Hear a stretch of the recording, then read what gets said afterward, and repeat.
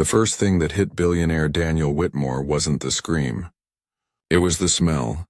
The agonizing, sickeningly sweet smell of burning flesh and hair. It cut through the sterile, air-conditioned silence of his $80 million penthouse. A scent so vile and out of place that his blood ran cold. Then came the scream, a desperate, choked-off wail of pure terror. "Please, madam." "No, please, I didn't." Daniel dropped his briefcase. He sprinted down the marble hallway, his heart hammering against his ribs. He burst into the master laundry room to a sight from hell. His wife, Vivian Whitmore, her face twisted into a mask of pure, reptilian rage, was standing over the young maid, Amara. Amara was crumpled on the floor, sobbing hysterically, clutching her arm. In Vivian's hand was a heavy industrial-grade steam iron. The hot plate was facing down, and it was sizzling. "You filthy little thief," Vivian shrieked, her voice cracking with venom. "Did you think I wouldn't notice? Did you think you could steal from me?" She raised the iron again, the cord pulling taut, aiming for Amara's face. "Vivian, stop!" Daniel's roar was primal. He crossed the room in 2 strides, grabbing Vivian's wrist. The iron clattered to the floor, its heat scorching the imported tile. Vivian spun around, her eyes wide with shock, not guilt. "Daniel, you're home early." Daniel didn't answer. He stared, horrified, at Amara. The young woman was rocking back and forth, a raw, red, blistering burn, the perfect triangular shape of the iron's tip, seared into her forearm. Tears streamed down her beautiful dark face, a stark contrast to the ugly wound. What have you done?" Daniel's voice was a barely controlled whisper, vibrating with a rage he hadn't felt in years. "I caught her, Daniel." Vivian spat, yanking her arm from his grasp. She pointed a perfectly manicured finger at the weeping girl. "This gutter rat. She stole from me. She stole my jewelry." Daniel knelt, ignoring his wife. Amara, look at me." He gently tried to inspect her arm. She flinched, terrified. "It's okay. You're safe." "What did she accuse you of stealing?" "It's mine." "I swear, Mr. Whitmore, it's mine," Amara cried, her body trembling. I would never steal." "She's lying," Vivian interrupted. "Look, around her neck. She's wearing it right now. The audacity." Daniel's eyes followed Vivian's finger. Tucked beneath the collar of Amara's simple uniform, glistening with tears, was a necklace. It was an antique silver pendant, heavy and ornate, bearing the unmistakable Whitmore family crest. Daniel's breath hitched. The world tilted. Vivian, blinded by her own fury, continued her tirade. "That is a family heirloom, Daniel. Probably worth more than her entire village. I saw her admiring it in my jewelry box last week, and now look. She's brazen enough to wear it." But Daniel wasn't listening. He was frozen, his gaze locked on the pendant. "It couldn't be." "No," Amara sobbed, clutching the pendant so tightly her knuckles turned white. "It is not hers. It is the only thing I have left. It was given to me at the orphanage. It is mine." Daniel's blood turned to ice. "The orphanage?" he whispered. He reached out a trembling hand, not to Amara, but to the pendant. He turned it over, and there on the back was a tiny, almost invisible inscription. He knew what it said before he even read it. "Laya, my guiding star." And next to it a small sapphire chip embedded in the silver. A chip he had put there himself, a childish attempt to fix it after he'd dropped it 24 years ago. This was not a Whitmore pendant. This was the pendant. It was his little sister Laya's, the one she was wearing the night of the fire that had supposedly claimed her life. Daniel, why are you looking like that?" Vivian's voice was laced with irritation. "Call the police. Have this thief arrested. And fire her." Daniel rose to his feet, his movement slow, almost robotic. He turned to his wife. His face was a white blank mask, but his eyes were burning with an intensity that made Vivian take an involuntary step back. "This," Daniel said, his voice dangerously quiet, "was never in your jewelry box." "What are you talking about?"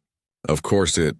It was never in your jewelry box, Daniel repeated, his voice dropping to a lethal calm.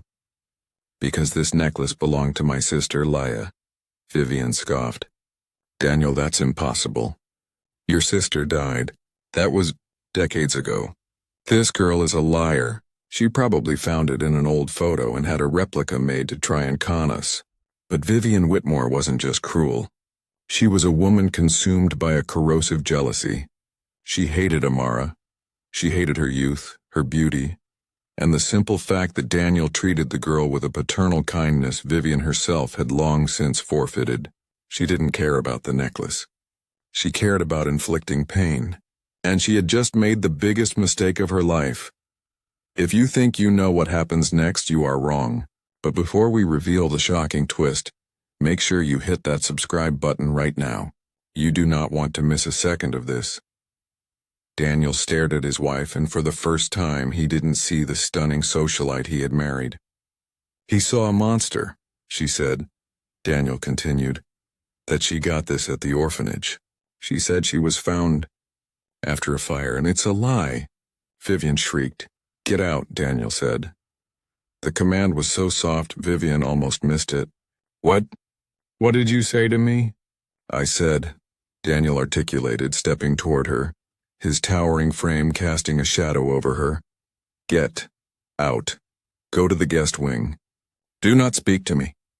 Do not look at me. Do not call your lawyers. We are done. Until I find out what is going on. You're choosing a maid over me? I am choosing to find the truth. And I am choosing to get you out of my sight before I do something we both regret. Vivian, sputtering with a rage that was dwarfed by Daniel's cold fury, finally saw the look in his eyes and knew she had lost. She snatched her purse and stormed out, slamming the door hard enough to rattle the walls. Daniel locked it behind her. He turned back to Amara, who was watching him with wide, terrified eyes still cradling her burned arm.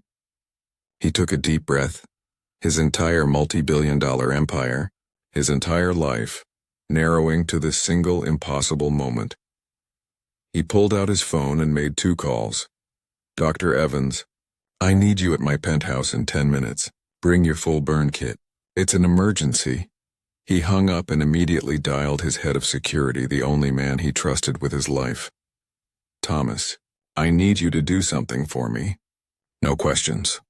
I need an expedited DNA test, a familial match. I need you to come to the penthouse right now and retrieve 2 samples. One for me, and one for my maid. He paused, his voice finally breaking.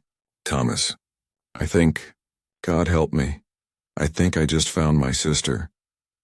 Daniel Whitmore stood in the echoing silence of his marble hallway. The phone still pressed to his ear. The line was dead. He'd hung up on Thomas. I think I just found my sister. The words, his own words, hung in the air, terrifying and impossible. He turned back to the laundry room. Amara was still on the floor, her body racked with silent, hitching sobs. The raw, blistering burn on her arm pulsed an angry red. The smell of seared flesh was overwhelming, pushing down the tidal wave of 24 years of grief and guilt. Daniel's focus became razor-sharp. He moved to Amara, his voice now incredibly soft. Amara, my name is Daniel. You are safe here. No one will ever hurt you again. He gently scooped her up. She weighed almost nothing. Amara flinched, her eyes wide with the terror of a cornered animal.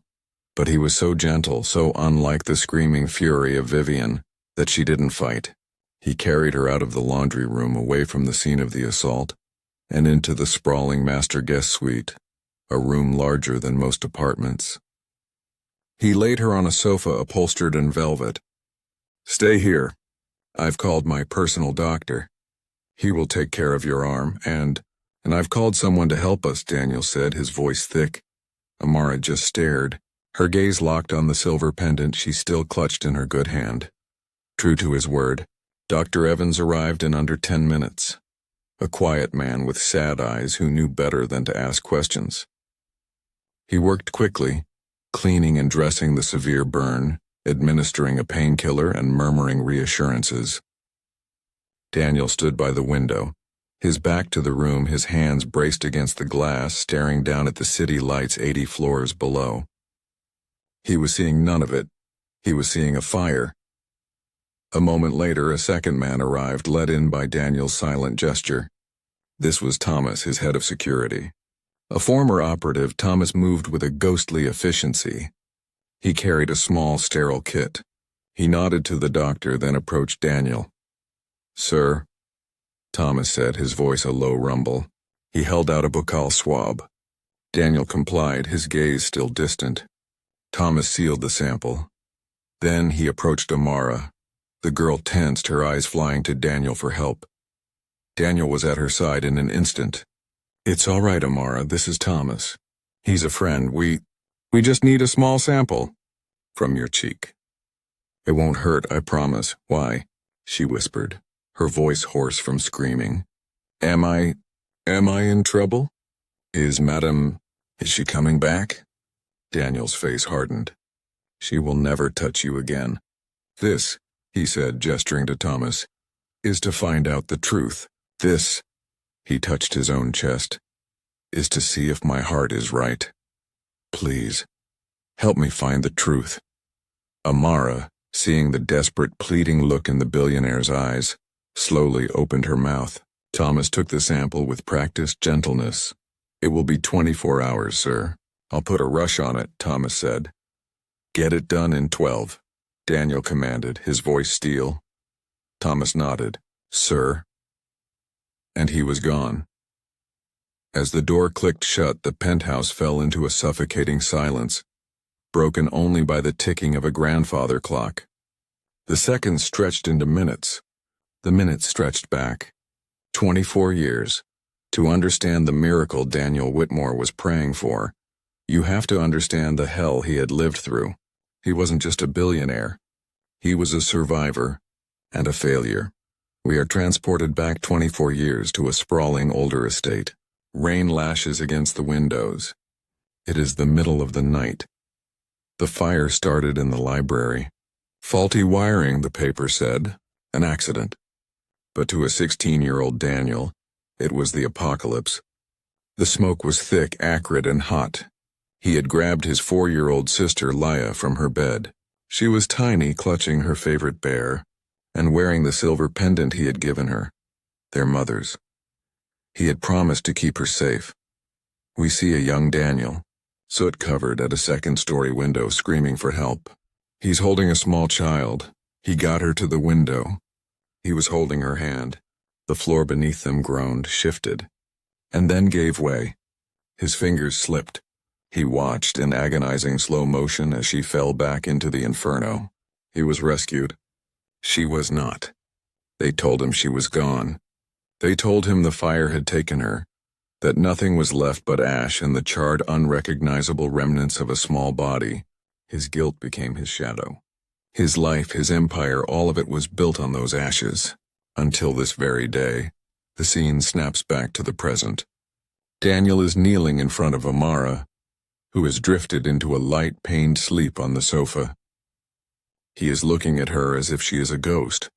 But there was another poison in that house. A newer, colder venom. Vivian.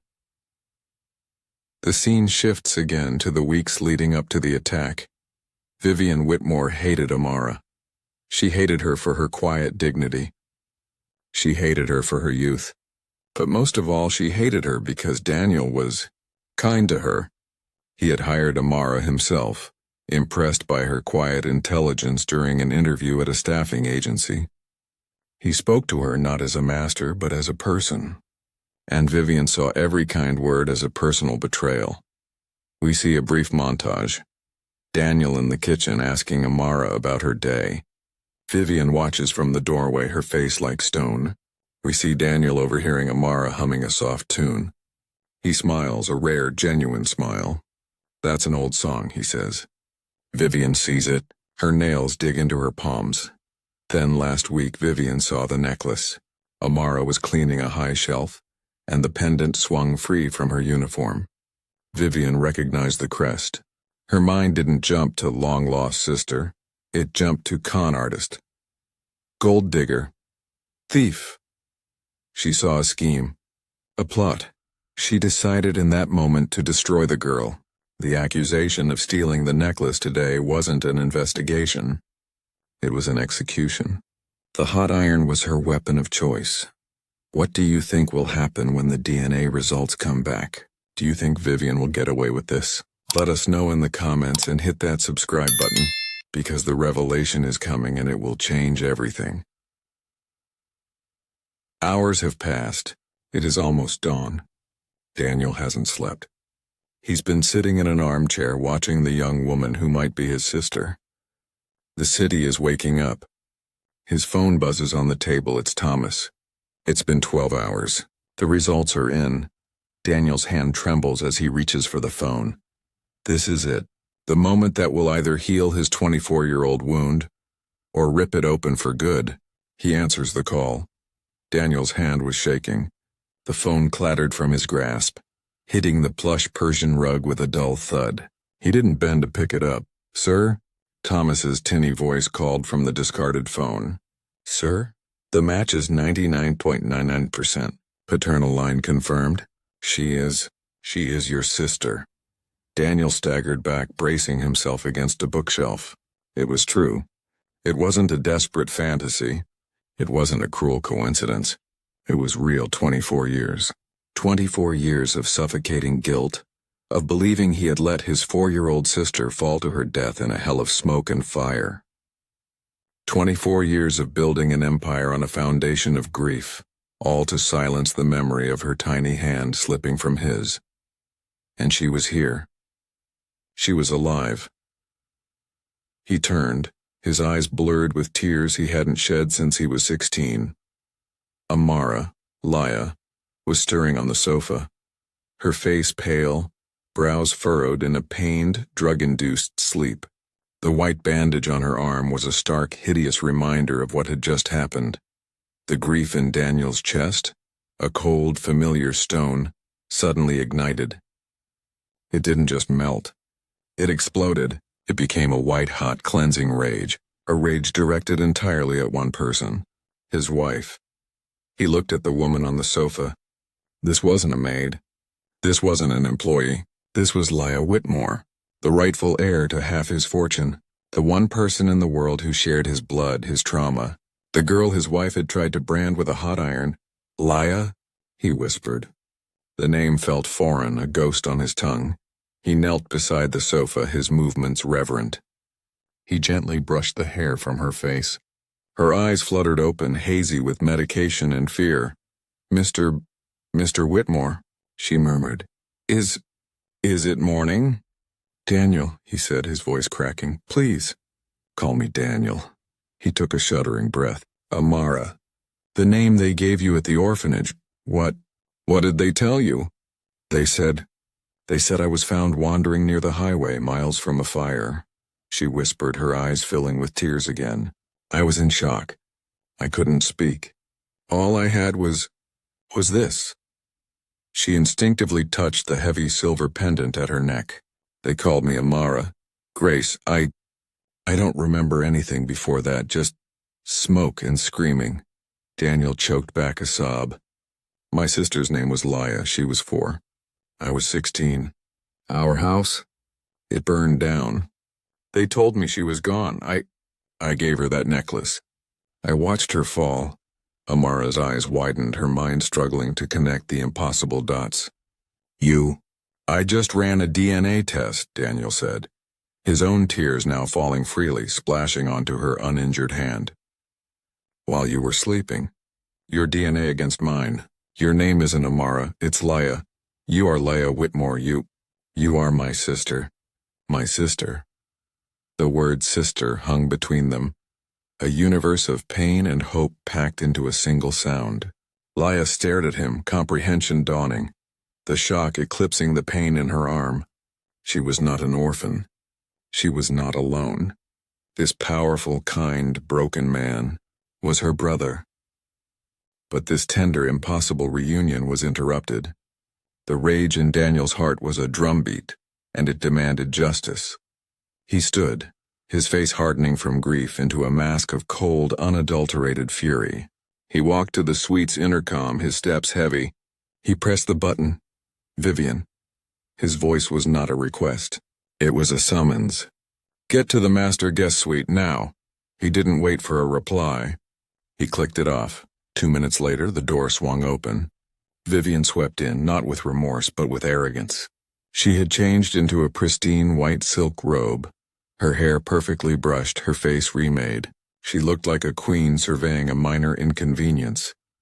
Daniel, honestly, she began, her voice dripping with condescension.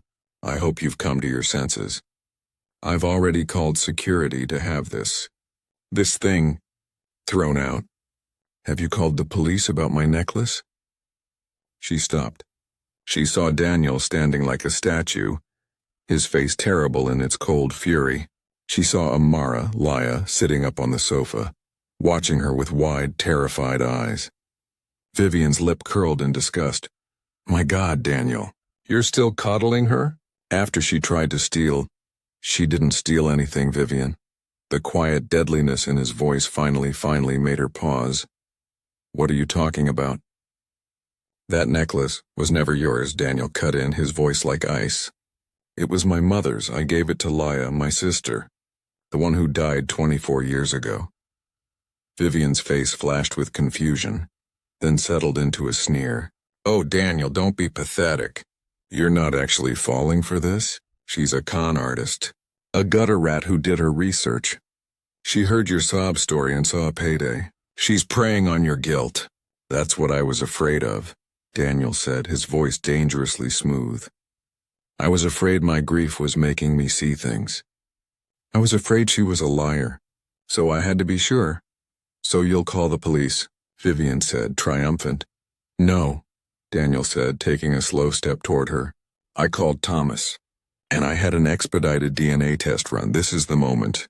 The pivot. The instant a billionaire's pampered life shatters into a million pieces. Vivian Whitmore, so secure in her power, had no idea she wasn't just holding a hot iron. She was holding a lit match. Over a river of gasoline. Vivian's smile froze. The color drained from her face. You, what? While you were in your wing sleeping, I had her DNA compared to mine. The results came in 10 minutes ago. He took another step. Vivian took one back. Her name is Laya. She is my sister, my blood, the rightful heir to the Whitmore fortune. And the young woman, the innocent girl, my sister, that you tortured, that you burned with a hot iron. No, Vivian whispered, her arrogance crumbling into raw panic. No, it's a mistake. A fake test. You're lying. You told Thomas to lie. Why? Daniel roared, his control finally snapping. The sound was so violent, Vivian flinched. Why did you hate her, Vivian? You hated her before you saw the necklace. Why? Because of you! Vivian shrieked, her mask of sanity cracking completely. Because of the way you looked at her. You stopped looking at me. It was the confession. The raw, jealous truth.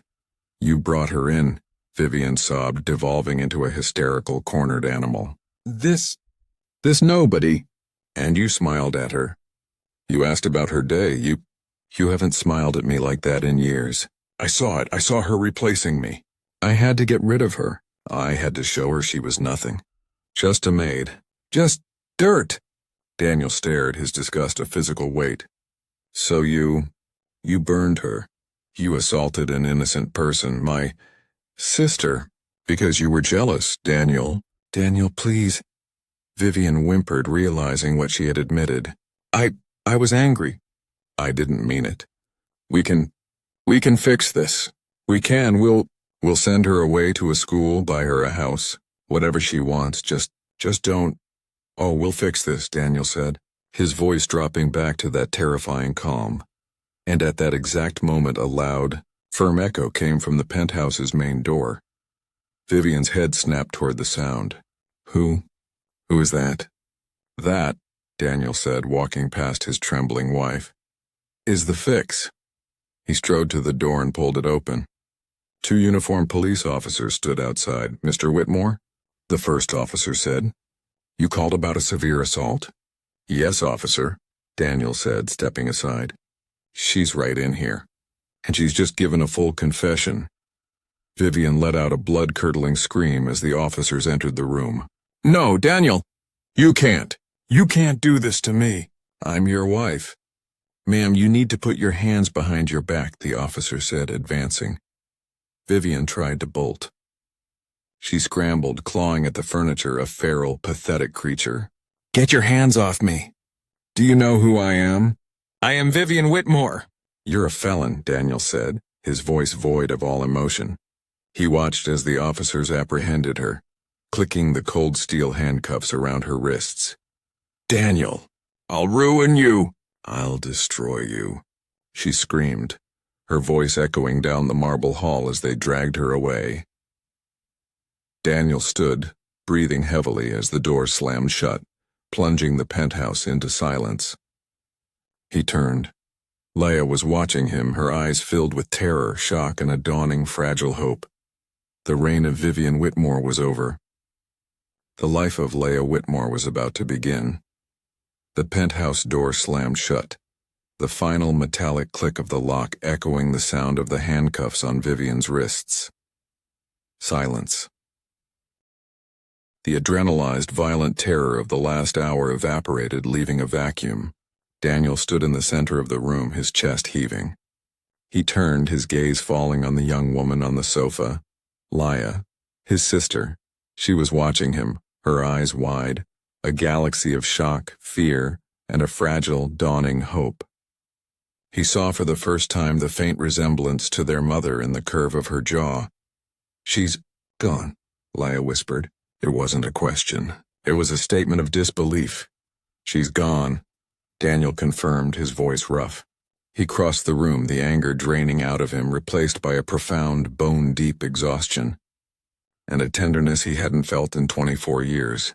He sat on the edge of the coffee table opposite her, careful not to loom. She will never hurt you again.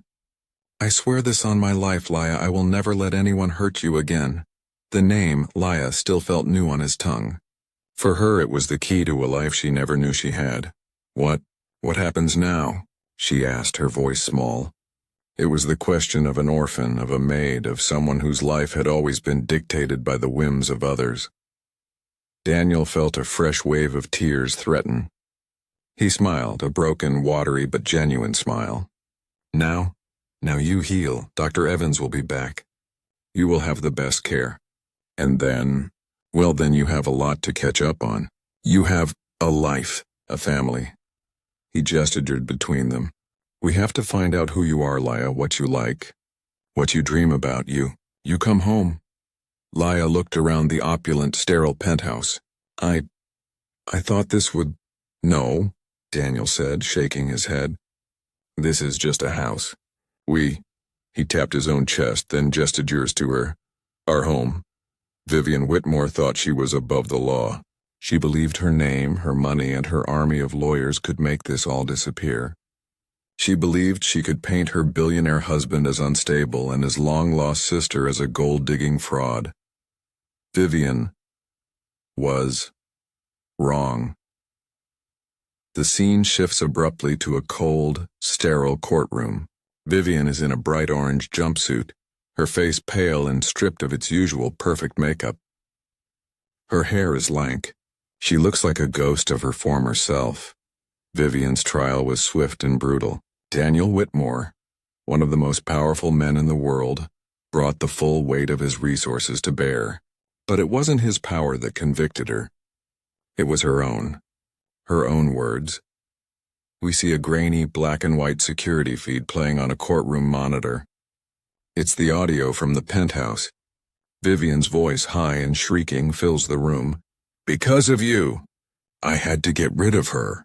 I had to show her she was nothing. And then there was the evidence. Not the stolen necklace, which was proven to be Leia's, but the weapon. The hot iron. The photographs of the third-degree burn on Leia's arm. The jury saw the malice. They saw the cruelty. The judge, a stern woman, peers down at Vivian. You have shown a grotesque lack of humanity. In a fit of petty jealousy, you tortured an innocent woman. I sentence you, Vivian Whitmore, to the maximum allowed by law. 15 years in state prison with no possibility of parole. A gut-wrenching wail tears from Vivian's throat as she collapses.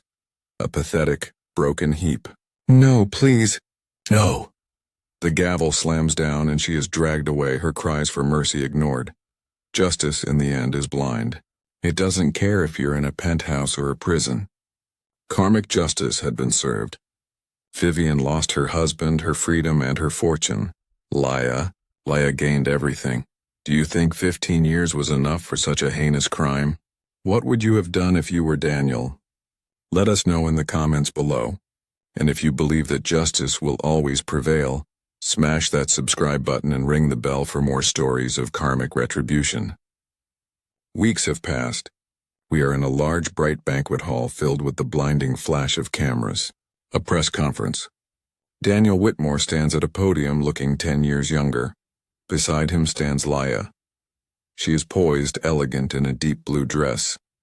The bandage on her arm is gone, replaced by a faint, pale scar, a reminder of her past, not a shackle to it. Thank you all for coming, Daniel says, his voice strong. For 24 years I have lived my life in the shadow of a great tragedy. I believed my sister Laya was lost to me forever. Today it is my profound, impossible honor to correct the record. He turns, his eyes shining with pride, and places a hand on her shoulder. By a miracle I will never understand, my sister survived that fire. She was raised as an orphan under the name Amara. It is my greatest joy to reintroduce her to the world as Laya Whitmore, my sister, and the new co-chair of the Whitmore Family Foundation. The room explodes in a cacophony of flashes and shouted questions. Laya smiles, a small, shy smile that lights up her entire face. She is no longer a victim. She is a survivor, an heir. The noise of the world fades. We are in a quiet, sun-dappled cemetery. The leaves are gold and red. Daniel and Laya stand side by side, looking not at an empty grave for her, but at two older, weathered headstones. Richard and Eleanor Whitmore. Their parents. Laya, holding a bouquet of white lilies, steps forward and lays them between the graves. Hello, Mother. Father, she whispers, her voice catching. It's Laya. I'm home. I'm finally home. Daniel puts his arm around her shoulders, pulling her close. He looks up at the sky, his face a mask of pure, unadulterated peace. The guilt that had defined his entire adult life was at last gone. She's safe, Mom. Dad, he says, his voice thick, I promised I'd protect her. It took me 24 years, but I finally kept my promise. Laya leans her head against his shoulder. They stand together, a brother and a sister broken by the past but healed by the truth. The fire had taken everything from them, and now from those very ashes their new life was just beginning.